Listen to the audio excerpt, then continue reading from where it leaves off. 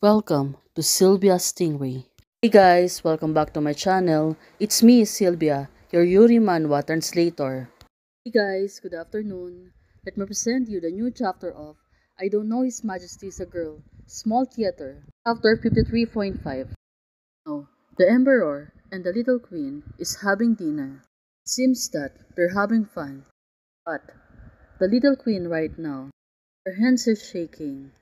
Well, probably. She was really scared. But right now, the Emperor wants to feed her.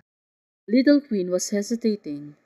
Seems that she don't want to eat the food. The Emperor wants to feed her. But seeing Xianyan like that, she looks really beautiful. Especially she is wearing a woman dress.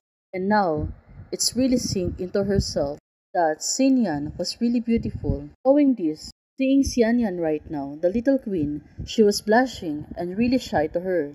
So I finished the whole meal. She get fed by Xianyan. The little queen is getting tricky. Hey guys, I hope you like the short story. The author cannot update today, but she promised she will give us next week. Bye!